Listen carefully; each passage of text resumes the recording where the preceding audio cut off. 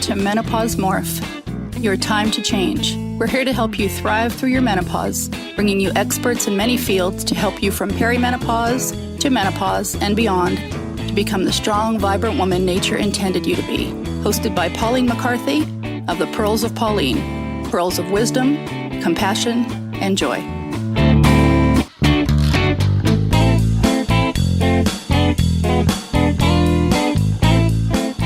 Hello, welcome to this week's Menopause Morph. Today we have a lovely lady with us. Her name is Dr. Tracy Bennett. Dr. Tracy is a grateful mother of 3 feisty kids aged 21, 13 and 11. A licensed clinical psychologist in private practice treating children, teens, adults and families for over 20 years. She's an adjunct faculty in clinical and abnormal psychology and addiction studies at California State University, Channel Islands, California, USA. She created GetKidsInternetSafe.com in response to parenting her own kids in the digital age and in response to serious internet issues appearing in epidemic numbers in her practice. Dr. Tracy is only 47 years old and menopausal. 2.5 years ago, her father died and she was the executor of his estate and found herself self-representing in a lawsuit with one of his properties. A year later, her stepmother died and her mother became incapacitated by dementia. Dr. Tracy single-handedly had to get conservatorship, find her mother appropriate memory care and sell her home, etc., with outright hostile family members sabotaging the process. What a nightmare. All while perimenopausal. She was buried in every way you can imagine. She coped by launching a third business. Counterintuitive, you would think, wouldn't you? But she swears it saved her. It gave her something fun and stimulating to be passionate about and gave her occasional respite from grief and overwhelm. So welcome, Dr. Tracy. Lovely to have you here. Thank you. I'm happy to be here. Okay, so could you tell us a little bit about your perimenopausal symptoms and how it affected you at that really stressful time in your life? Sure. So I think I started really getting them when I was about 42, I would say. And it was a little earlier than I expected, so I didn't recognize them right away. And I noticed that I was having PMS symptoms that I'd never had before, painful cramps and irregular periods and more irritability. And I think I've always kind of prided myself in being a very calm person, especially in, the face of crisis. And I would find myself kind of like this feeling of agitation. I described it as like a buzzing under my skin, just like I felt like something was wrong, even though when I looked around, nothing was actually wrong. And it got uncomfortable. And luckily I had my best friend's 10 years older than me. And she'd said, I think you're going through perimenopause. And my advice to you is don't suffer. She was a teacher and she said, and she loves teaching and she's a gifted teacher. And she said one day she woke up and she was just furious at the kids. Like she was so mad. And it was alarming to her because she never felt that way. And so she went on hormones. And so she told me, don't suffer, Trace, take something right away to help yourself get through it. But my problem was like every time I thought I was suffering, they would kind of go away. The symptoms. Yeah. So I went to see my doctor. I got referred to a female physician who's a specialist in menopause, which is my first best thing I did. Mm-hmm. And she spent a lot of time with me and did a full workup, which I had never had in my life, actually. And she tested my hormones and she said, actually, I had buckets of estrogen. She said, more than young women have. And I was like, well, then why am I having all these symptoms? And she said, sometimes you get that storm before the calm, and that it may be that I'm not processing the estrogen efficiently anymore because my progesterone was low. So she went over some dietary changes I could do, really stressed. I needed to do more exercise and reduce my stress. And I took progesterone for a month, like from a Yucatan yam or something. It seemed to work, but then I went off it and I didn't take anything after that. I kind of pieced together a mosaic of lots of different things that I needed to be okay through the process. Okay. And was there anything in particular that helped you through that time? Well, behavioral methods, I would say I'm a clinical psychologist. I've been in practice for over 20 years and I've treated a lot of menopausal and perimenopausal women. I will say this experience gave me a lot more education You know, I think I'm a lot more compassionate now that I've been through it myself. I'm like, yeah, a hot flash isn't just like, oh, I'm hot. Like you're on fire for a little while, you know, and then you don't know if anybody else is hot or if it's just you. So anyway, yeah, you know, during that intro you read, I just was buried in so much stress, more than I'd ever had in my life. And it was stress I couldn't really get out from under. You know, it was stuff that was kind of foisted upon me. So it wasn't things I chose. And I was the only person to manage it. And it was just really difficult. So I did lots of things. I started exercising first thing in the morning before I could even come up with excuses. Like literally rolled out of bed, brushed my teeth, got dressed, put my hair in a ponytail, and met my best friend outside and walked 4 miles in the morning first thing, like at 6:30. That helped a lot. Because I found that if I didn't do that, my irritable mood would kind of build upon itself. But if I had a good long walk with someone that makes me laugh, it was my best medicine of everything. As they do say, laughter is the best medicine, isn't it? Yeah, it was that laughter and that exercise together. And, you know, it changed my diet some. I'm not great at that. And I just got really choosy about who my friends were and how I spent my private time. And I started Get Kids Internet Safe.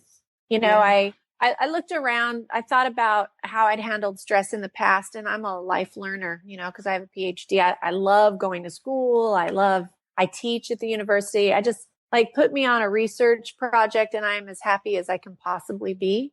And I had a friend approach me who said, look, you're doing all this great work at home and your clinical practice. You're perfect for a web-based business. Why don't you try to reach more people?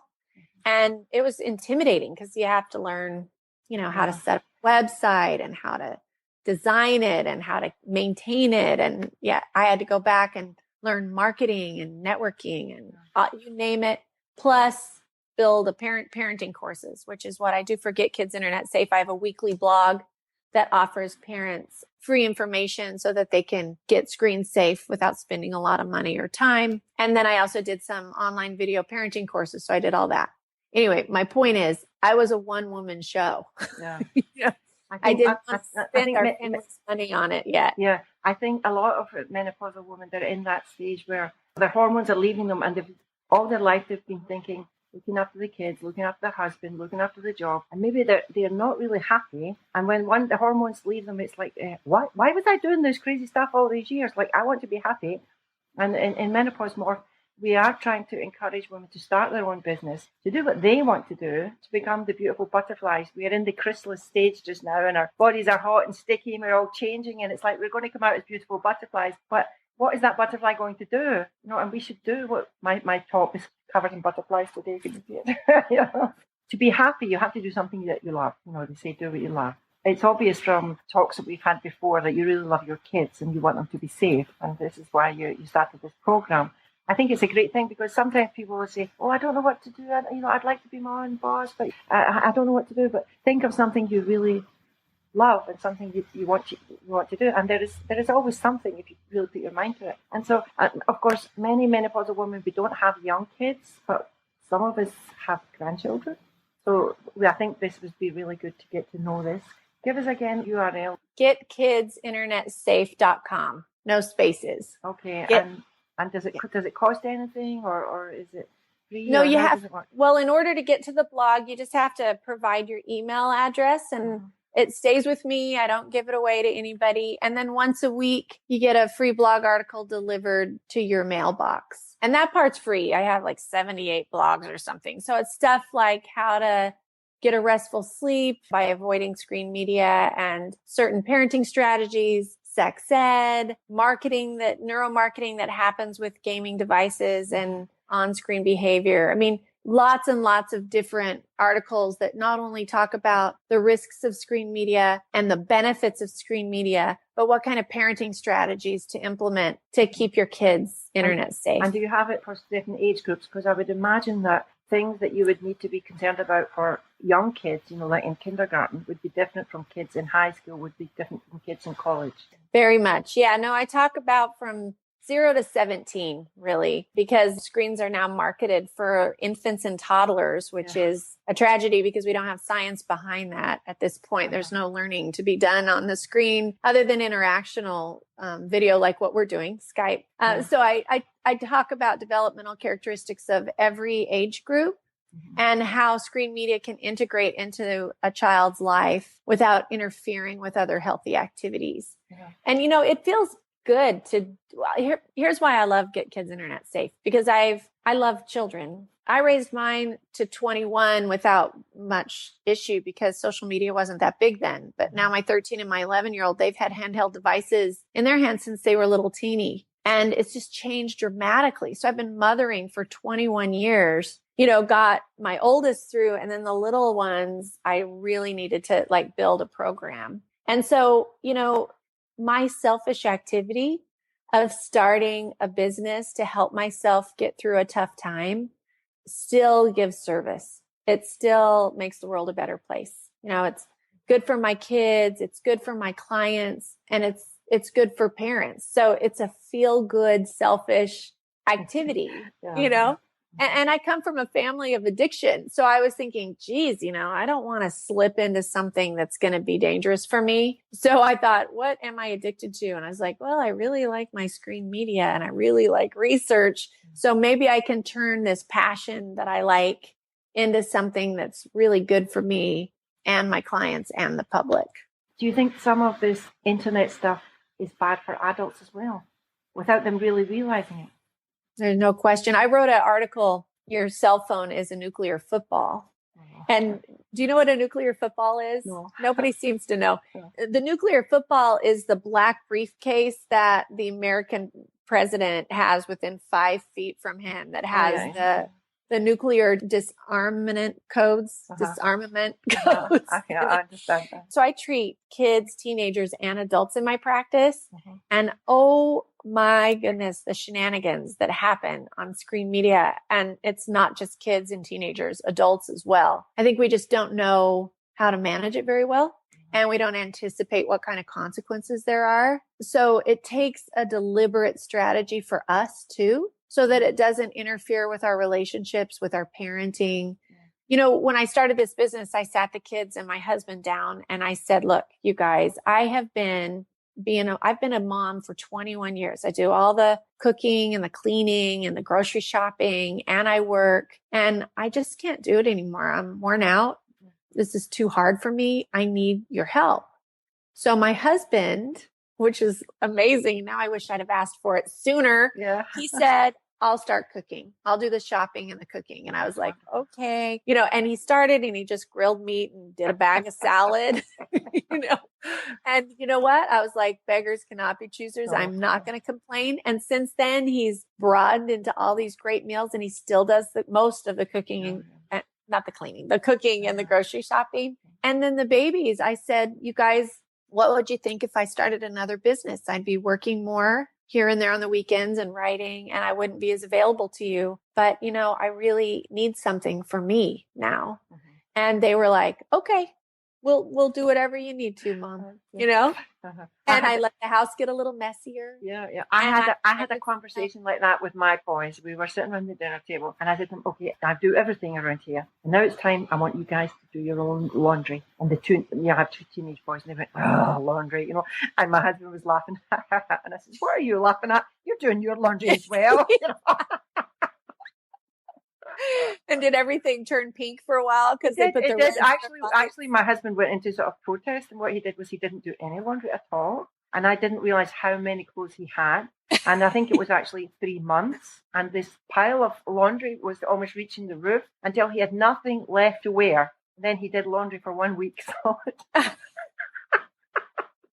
but now he does it. So that's great. I love it. Worst case scenario, they never pick it up, and then they at least appreciate what you've been doing for the past however many years. Because it does get to the stage where you realize, I didn't sign a contract that said I would do all the laundry, or I would do all the meals, or I would do all the cleaning. And it's like, new contract, let's start here right now. Yeah, being a mom shouldn't be being everybody's servant. And I think we're more that than ever before. In today's society, parenting means that you don't let your kids out of the house because you're scared of neighborhood predators, right? And you have to sign them up for these organized activities and provide transportation. So they have this enriched environment, and you have to play with them because if you don't, they're bored or they go on their screens all the time. It's just a hard time to be a good parent. That's part of why I did the Get Kids Internet Safe. I came up with all these weird strategies to keep them off their screens, but also free me, because I didn't want to feel like a servant to the point where I was resentful or cranky or mean to them. My youngest is still 11. I have a while. So I was thinking, I can't retire from parenting just because I'm worn out or because I'm agitated or because I'm perimenopausal or menopausal now. By the way, it's a lot easier once you get over the perimenopause. Now I'm kind of like smooth sailing. I'm like, wow, it's so great to be out of that. But do you still get some symptoms sometimes? I get hot flashes on occasion, but nothing like I used to. My hot flashes are weird. A lot of women say that their hot flashes wake them up, but mine come on after I wake up. So if I wake up at like 3 a.m., say, if I lay there, you can almost count it, 10, 9, 8, and suddenly I feel the fire, like, from my core out. And so it's not, I don't think they wake me up. I think that my cortisol spikes when I wake up, and then it's almost like an anxious flush. Yeah. And then I get that flush, and I'm not a sweater. So I really just like catch fire, like literally just you're flame. Sometimes I would wake up completely drowned in sweat. It wasn't a hot flash. It was like a hot flood. And I would have a clean sheet and pillowcase and a duvet cover at the side. But sometimes it was so bad, I had to get up again in the middle of the night and go and search for another one because it was so wet. My husband didn't like it at all, and I said, what are you complaining about? You've got such a hot baby in your bed. My husband knows I'm having one because I flop the blankets. Like I'm like flap. It's like, yeah, I'm not flat. And, so my friend Gail, who does a ton of research, she takes apple cider vinegar with Mother. Yeah. She takes a tablespoon a week, and she told me that made her hot flashes go away. She swears by it. Yeah, I have heard that. Yeah. I have done the same thing with that remedy that I did with everything else. I get all geared up to take it. My husband went to Whole Foods, the only place you can get it with Mother, and picked it up, and I still haven't tried it because they keep going away. Okay. They're scared of your remedies. It's like, oh darn, here comes the medicine. I'm take it. But I'm very glad to hear that you're looking at natural remedies, because sometimes women, they don't realize that there are a lot of natural remedies. They go to the doctor and, as you were saying earlier, that your friend was recommending, just go and take HRT, and a lot of doctors, when you go to them, they have so little training in menopause that they're starting to write out the prescription, before you've even finished your sentence. And they don't realize that there are many, many natural ways to overcome the symptoms. Yes. I just don't think you should hold yourself back. Like you should really try and see what works for you. I'm married to a psychiatrist, right? So he's a specialist with antidepressants, and a lot of women start with antidepressants. They don't even mess with the hormones, and it works beautifully. And believe me, my husband on occasion was like, honey, you think you're ready to try an antidepressant? Like even you out. And I'm like, yeah, I think I'm ready. But then I'd be like, nope, I'm good. Like I'm fine now. I don't need it. I ended up not doing it. Yeah, I actually started having extreme symptoms when I was 40. And I went to my family GP, and he says, it's typical menopause symptoms. At that time, he gave me HRT and antidepressants. And he said to me, actually, the antidepressants will probably help you better than the HRT. I said, okay. And I was under an extreme lot of stress at the time, but I was one of these super mums that coped with all the stress. And people would say to me, how can you cope with all this? Because my husband was really sick, and I had an autistic child, and many, many, many problems. And I took these antidepressants for 2 weeks. And one day, after 2 weeks, I walked into the bathroom, and I saw this big fat woman in the mirror. And I actually turned around to see, who was that? Who's that big fat woman? And then I realised it was me. And I had put on 30 kilos. 30 kilos. I don't know what that is in pounds, but that's a lot. Like when I had been 60 kilos and then I was 90 kilos. So I put on like 50% of my body weight extra. And because I'd probably been depressed for many years and wasn't even aware of it, because I was trying to be super. I think so many of us, we want to be superwoman and cope. And as you were saying, like some people turn to drink and alcohol or drugs or something like that. And my drug of choice was chocolate and ice cream. And as long as I had my chocolate and ice cream and my snacks, I could sail through anything. That little high would get me through it. And now, after that, then I began to realise, oh, I have to do something about this. But if I hadn't been taking those antidepressants, I would probably still be, I'd probably be 120 kilos maybe. But of course, I only took them for a couple of years. I don't take them anymore. And now I'm at the stage where I want to cut out as many medicines as possible and cope with things naturally, because there are natural things out there that can help us. Yeah. I think that we as women, it's one of the reasons I love being on your show. And I'm so grateful to you for having it, because, when you're in that place, you just need help. You just need to hear from other women. You don't need to be judged or shamed or lectured. You got to find what works for you. And usually it's more than one thing. I was trying everything. I was spending time with people that made me laugh. I was exercising. I was trying to cut down my responsibilities and my stresses at home. And if taking antidepressant takes that edge off, take the antidepressant. You don't want the symptoms to interfere with your relationship with the people you love the most. And even more dangerous, you don't want it to interfere with your relationship with yourself. I mean, the shame when you're not feeling good, or when you yell at somebody or you lose your temper, that's really destructive. And I think that we need to support each other, whether it's apple cider vinegar, antidepressant, exercise, or coffee with your girlfriends, or starting a third business, whatever it is that you can do that is healthy and is going to make an impact. We need to support each other through that. And that's one of the reasons I kind of wanted to tell you, look, I was young. I was in the midst of terrible turmoil, emotional turmoil. And, I came out okay. I mean, I still have a long life to live, so we hope it continues. I was quite interested about how your symptoms started quite young, and how you were surprised how young it started, because a lot of women, they start their perimenopausal symptoms in their 30s, but we tend to think it's an old woman's thing, Right. It's like, I'm not old. No. Well, and my mom didn't give me any, I said, Mom, how old are you when you started? She goes, I don't know. I mean, that's all. And then I had one cousin that said, oh yeah, the Bennett women start young on my dad's side. That's the only advice or support I got. That is kind of sad. I think I'm going to do that differently for my daughters. I'm going to let them know along the way that what to look for, to have a lot of self-compassion while they're going through it.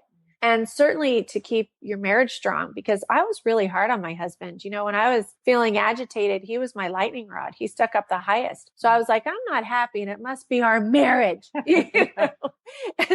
the truth is, our marriage did need some help. We'd been raising kids for 21 years and not really taking care of ourselves. We didn't go away for weekends, and we weren't spending enough time together. And that was another thing I added in that I really needed. He's kind of independent. Yeah, he's kind of cool being home. Mm-hmm. I am the adventurer one. So I'm like, I need to go into the city once in a while, and go to concerts once in a while, and just go have a happy hour snack once in a while. It took me enforcing it, like me saying, honey, I need you to be there for me, like to listen to me, just me, not with the kids. Cause as soon as you start talking or hugging, the kids are like, right in the middle. And he did that for me, and it saved us. We were kind of in trouble for a little bit, because I was questioning us and picking on him and saying, I want us to be better. And he agreed. He wanted us to be better too. And that was another big impact on my life, is when he really, honored what I was going through by sitting and listening to me talk about it all the time. That's great.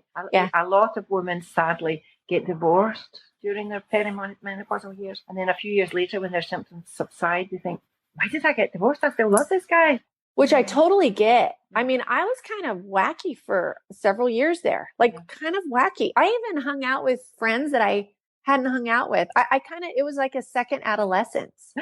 I was silly, and I was super into funny, and I was like more active for a little while. And I don't know. It was really interesting. And that's the lens that I was looking at my marriage. Like, okay, we've been married 20 years. Do we want to do our next 20 like this? And thank goodness I didn't make any big changes. I mean, I almost feel like we should have a warning sign. Don't make big decisions while you're in perimenopausal, because you're kind of like this. Exactly. And a lot of it's that agitation. It's not really, the problems are there, but they look like they're this big and they're really kind of, you know, Like, then once you get through it, you're like, pick up that sock from the floor.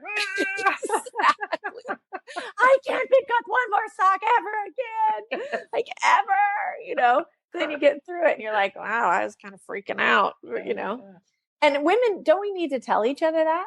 So we don't feel like we're the only ones going through it. I mean, this is why I started Menopause Morph, because it's not spoken about. It's still in the closet. It's like a taboo subject. And when I got my period, I knew nothing about it. I started getting my period in school, and I went home to tell my mother that I was dying because I'm hemorrhaging, Mum. I'm hemorrhaging, you know. Sad.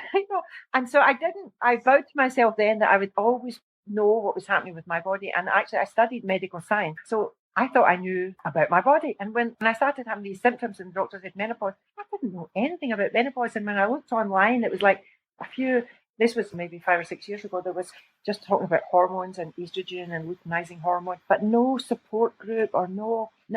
My question was, when is it going to end? And I couldn't find the answer to that anywhere. And so I just felt, this is insane. This is something that every single woman, if she lives long enough, is going to go through. And everybody else has to put up with all crazy bitches, right? So why is it men had to go through that? There would be millions thrown at it. Wouldn't there? Yeah. So I think the more we talk about it, the more we can make it socially acceptable to talk about it. And if you're not covered in shame, you'll have a sense of humor. Yeah.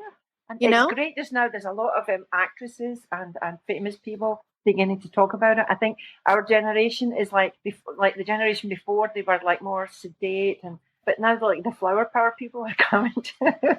That's right. You know, they're like, we're not taking shit from anybody.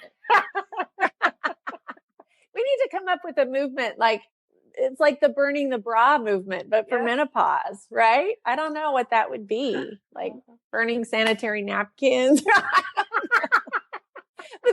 But you know what? Being menopausal is pretty rad. You got to admit, it's pretty awesome, you know, because you don't have that to worry about. You don't have the cramping, you don't have a period anymore. And you're at a point where you really know who you are. You know what you like. You're not so eager to please everybody anymore. You know, you get to follow your passions and not be super woman to everybody, because you can't do everything great at once. And I think at my age, I recognize that I can only be good at a couple things at a time. And it's okay if I'm not great at everything. You know, I'll just rotate it. I'll be really good at cooking this week, but I'm going to have to retire that and be better at mothering. Yeah, as you said, often we take on too many things. And a lot of it has to do with the fact that it's very difficult for many women to say no. When somebody asks you to do something, it's very difficult to say no. And in a couple of weeks' time, we will have an interview with a lady who's going to teach us how to say no with style. I like it. I love it. With heart and style. It's going to be great. I was talking to her yesterday and I said, I really need this. I really need this.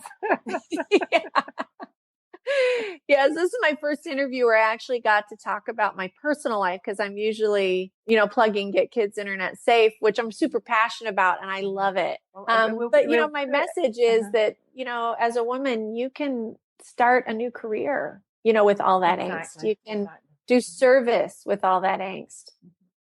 You don't have to just keep doing what you've been doing. But I know you're in a rush, so thank you very much for coming. It's been really much fun. Hopefully when I come to the States, I'll come and visit you. I would love it. I would love it. And I'll do the same with Iceland. Meet your crocodile. All the listeners, if you want to come to Iceland, just give me a shout and I'll tell you the best places. How long of a plane flight is Iceland to California? I've been many times to New York, and that's about 5 hours. So you have to add on the hours from New York to Okay, California. So it's not that far. No. It's not far. We're thinking of doing an Africa trip this summer, a service trip. So I'm going to drag my 11 and 13-year-old and my husband and go to Tanzania and do a service vacation where we go into a village and teach English or help with study skills or hygiene or something, so my kids can get an experience of another culture, and then maybe take a weekend safari too and see animals. That would be nice. Well, Iceland Air does flights that you can stop off in Iceland before you go to London or somewhere in Europe. So if you have to go to Tanzania through that way, drop off in Iceland. Oh, And I I'll would love look that. after you for a couple of days. And We're Facebook friends now, so Yes, we know and- where each other are and all the time. all the people listening, if you ever want to come to Iceland, just give me a shout. It's like the hot place to do. Oh, and wait, and I'll tell you, I'm planning in the future a retreat for menopausal women in Iceland. I mean, if you're having a hot flush, where is the best place to cool down? Is Iceland. Isn't it really green in Iceland, though? It is. It's lovely. I've heard it's green in Iceland and cold in Greenland. It is. Greenland is just ice. It's just ice. Yeah, you guys It's need to frozen. just switch the names of your country so you don't confuse the rest of us. But I think, Iceland, You can make that happen. Iceland only has 320,000 people in the whole country. And really? we're trying to keep it a secret because, if too many people come here, it will just be like everywhere else. Don't tell California. We go everywhere. Everybody's mad at us for it. You know how like you were talking about the kids, people are so scared to put their kids out because of predators, the kids can't go out and play and things like that. In Iceland, it's not like that at all. And recently I started to foster a 13-year-old girl. I've become like a mummy again for the younger generation. And she has come from England. She's at the school here. And her mother told me that when she was at school, it was really difficult. She hated going to school, and it was, and just she could never go out and play. And ever since she's been in Iceland, she's been out playing every day. And her mother came to visit her for her birthday. And she said, she's going out to play. She's got all these friends. Is it safe? I mean, of course it's safe. And the mother just couldn't believe that her daughter had developed so well. And, we're just looking after her while the family are going through a difficult situation. And the mother was saying to her, well, maybe I'll move to Iceland.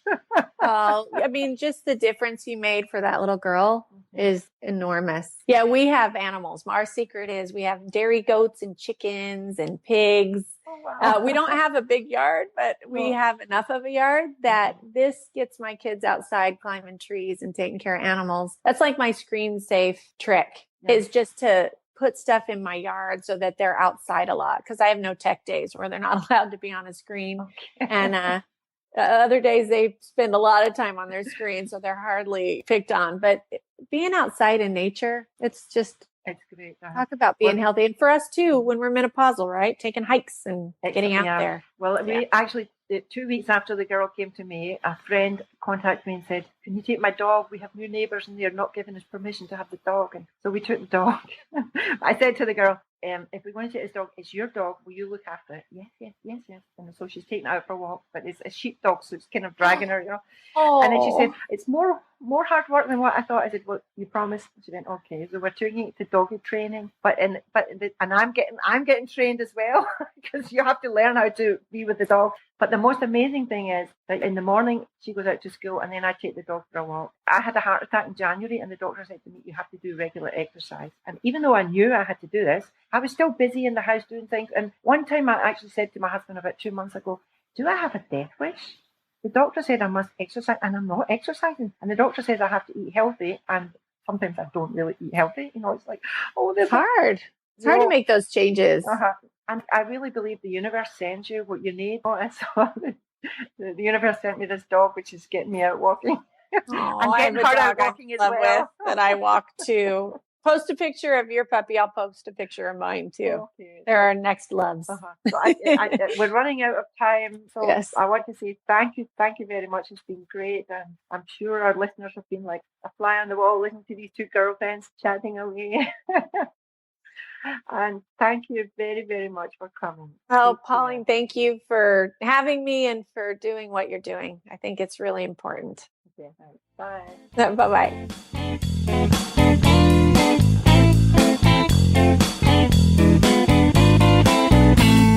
Thanks for listening to Menopause Morph, your time to change. If you've enjoyed the program, be sure to subscribe to the next one and please leave a rating and review on iTunes to help us spread the message about thriving through the menopause. To get a free ebook, more menopausal resources, and to connect with Pauline, please visit www.menopausemorph.com.